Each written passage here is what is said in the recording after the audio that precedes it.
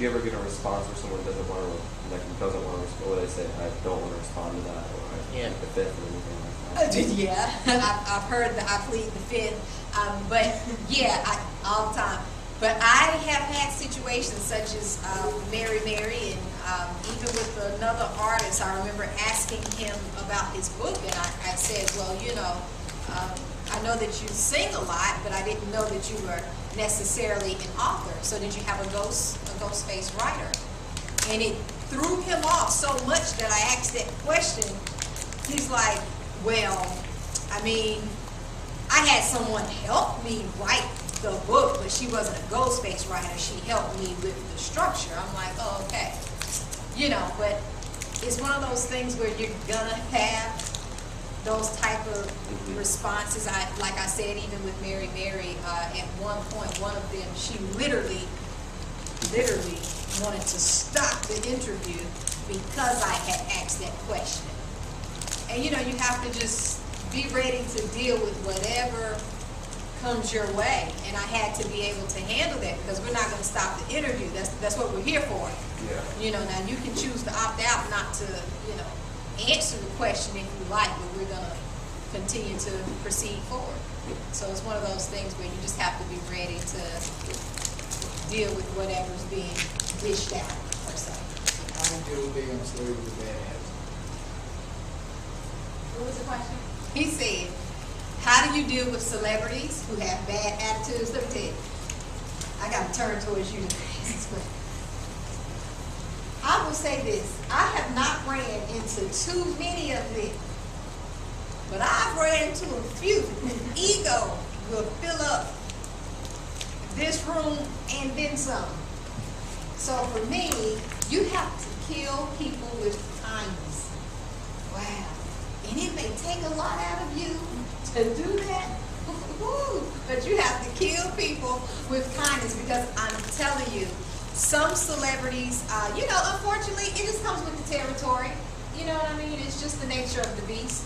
And I've had to deal with some who have major egos, and I've had to just seriously kill them with kindness. I've had a situation where at the beginning of the interview, this guy was so, oh my gosh, he was just terrible. He was in a bad mood all the way around. I could tell from the time he came through and walked past the door. I could tell from the time he came in the door, he was just really what we call blanking on people, spazzing out on people.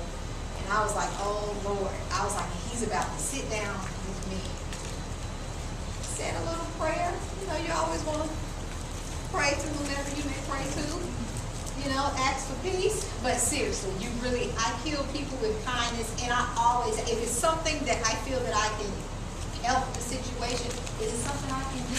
You know, is it something I can do to, you know, kind of help you out? You know, that whole type of thing. I always offer, oh my gosh, I always have like a spread of food for the people that I interview. Even if it's a 5-minute interview, I have a spread of food. I have the whole shebang. You know, because you want to make someone comfortable. You know what I mean? So it's one of those things that you just have to know how to kill people with kindness. And you have to know how to deal with people with attitude. You know, just to know that I'm only dealing with this for 5 minutes because I'm about to interview you. And then after that, you go about your way and I can go about mine. You know what I mean? But in the midst of it, when it's going on, you just have to kill people with kindness and just, you know, be focused about why you are there. And the whole point is for you to get the interview. In those instances, do you decide maybe this isn't going to be as long of an interview as I thought? Yes. Yes. You know, it's one of those things where I always kind of have, now I will tell you, I really don't plan out my questions ahead of time. I just don't, because again, I feel that it comes across as scripted. I love catching people off guard with my questions. It makes great television. It makes a great interview. That's whether it's on camera or if it's on radio. So for me, I've been in situations again where people, just the attitude and just the whole mood, the whole atmosphere shifts when they get in the room to do their interview, and it's one of those things where I'm like, okay, Lord, I'm going to ask these first few questions. Let me get my main questions out just in case. So yeah, sometimes, you know, you can get a feel for what's going on, and you can tell whether or not you need to ask some more questions, or if you asking more questions, it's going to lead to them just being all out aggravated. So, you know, you have to kind of just gauge things, per se. Go ahead.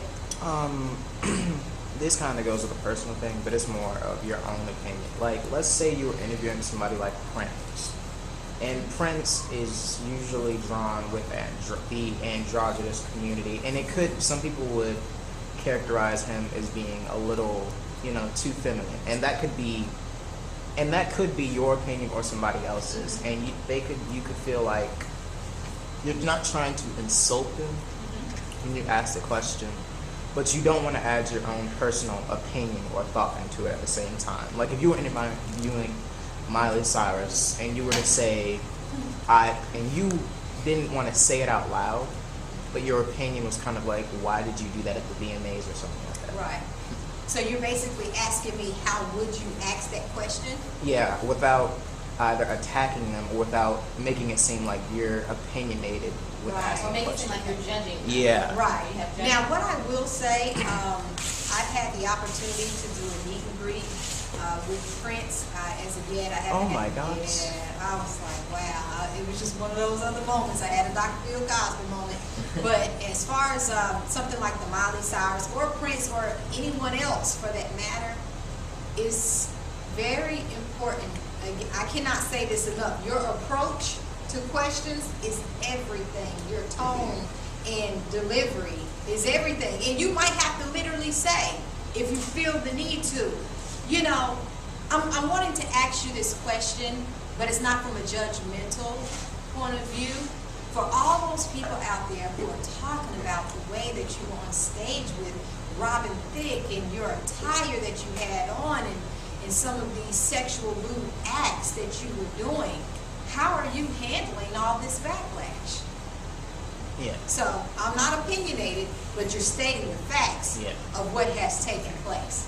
So I haven't said how I feel about it, and you may just have to actually be that blunt. I'm not being judgmental. Or you can leave it out and just say, hey, you know, let's speak about the VMA Awards and, you know, your performance with Robin Thicke. You know, you went live and you stated that you thought it was one of the best performances of your life, and you've also stated that that's what you want to do within the VMA. You want to give a long-lasting performance. But do you feel that that long-lasting performance is detrimental to the legacy that you want to leave? You see, so it's all about the way that you ask and how you ask it. Piggybacking off of what Radon just said, if there was an incident where you were interviewing someone who maybe their lifestyle you strongly disagreed with, or say if you're a very religious person and you were interviewing someone in like the homosexual community or something like that, or if you are a feminist and you're having to interview Rick Ross after the situation that happened with him and you just disgusted by him, you think he's just asleep. Yes. Okay, so with having to be in a situation where you're interviewing someone like that, how do you what would be your advice to compose yourself, or to how to approach a situation? Would you give that same advice when you say Radon in conducting an interview, or would you say, if this is something that you feel overly passionate about, maybe you should back out of it and maybe let someone else take the floor with that? Me personally, I don't turn down interviews because it's the nature of the beach. You're gonna encounter people that you just adore, that you've always wanted to meet, people that you thought was one way, and when you meet them, you're like, oh my gosh, like that was a disappointment. You know what I mean? So it's one of those things where if that is the case, and sometimes they can tell when you're passionate about something. It has been times where I really, you know, I'm just like, hey, I know for me, when I do the interviews, I will actually say, well, in regards to me, I know how I feel, and I feel X, Y, and Z, and other people may feel X, Y, and Z, so, and then you continue on with your question. But even if it was a Rick Ross, and let's speak about Rick Ross, and you're making these songs about popping Miley's and date rape, you know, me clearly being a woman, I take offense to those lyrics. I take offense to that, and clearly you came from a mother, so, you know, What approach is like that? Absolutely. Clearly, you came from a mother. You came from a woman. So can we please talk about your lyrics? You know, how does your mother view it? You know, how does your nieces or your sisters, you know, your girl cousins or very close women that you may have in the industry, you know, just how do they feel about that? Sometimes you really have to, you know, you got to get the uppercut, but it comes with the territory, you know, so that's how I would approach it. You ever get like kind of frustrated when you ask a question, they kind of like beat around the bush? Yes, and that goes with, as I said, the control. When someone goes left, you got to reel them back over here to the right. You let them know. You ask the question again, and they'll get the point. You ask the same question again, and it's okay. She really wants me to give her a straight up answer. Yeah, you have to control the conversation. If someone beats around the bush, it's just kind of like, hey, now, well, I asked you this, but that's really not giving me a definite answer, Mr. What's your name? Travis. Well, that's really not giving me a definite answer, Mr. Travis. So maybe I should ask it this way to you and literally ask the question either the same way or a different way. But you have to let people know we're looking for real answers. You know, this is why I'm relevant and this is why I'm here. You know, we both have a job to do. Now, don't get me wrong, because you have people who are in the industry who despise interviews, which I just don't understand. It comes with the territory. You're in entertainment, so there's going to be cameras, there's going to be interviews, and you should just deal with it because it's the nature of the beast. But some of them literally hate interviews. I had a guy sit down right before we was about to do the interview and say, I hate interviews. Like, he literally was like, I hate interviews. And I was like, wow, because I'm really about to sit down with you. Like right now. He said it and I sat down in the chair. So it's one of those things where, again, you just have to be able to be prepared for any and everything that, you know, comes your way. Go ahead. On this kind of feedback, I'm going to ask you a question.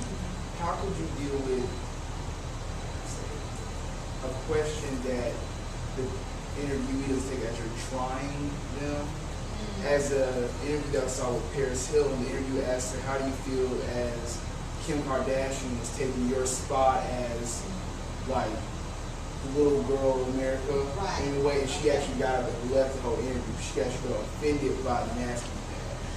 So how could you like deal with, like, if you were to ask Rick Ross, why do you think people say you're next big? Or do you feel like Too good? Yes, because it's like some people think that him, because his size. Wow. Oh, just the His size and then not the the way he lyrics. raps. Oh, not Oh, never not okay. lyrics. You know, I just wanted to clear it up. I'm a Biggie fan. and you would think, as in, Nicki Minaj and Lil Kim be like, right. You can't ask Lil Kim. Do you think she's taking your spot as the new Right, or do you hip-hop? feel, do you feel Nicki Minaj is now wearing your crown? Yes. Something like that, right. Now, that's a very good question, because again, you deal with a lot of egos, and again, I cannot say it enough. The only way to approach it is making sure that your body language is what it needs to be, the tone of the question, or you can literally say sometimes, hey, this question I'm about to ask you is, it's a doozy, or it's a tough question, but in regards to people comparing you and Kim Kardashian versus saying Kim Kardashian has taken your spot. You understand? Just in regards to people comparing you and Kim Kardashian, how are you handling that? I mean, do you feel as though she's taking your crown as, you know, the queen of reality? You know, that whole type of thing. So it's all about your approach and the way that you ask it. Because you're going to ask a question that offends someone. It may not be your intent. You may have had the best intentions behind this question. You never know what the response or the answer is going to be. All you can do is ask it the right way. So that's just very important. You have to be able to ask those questions the right way. Yeah.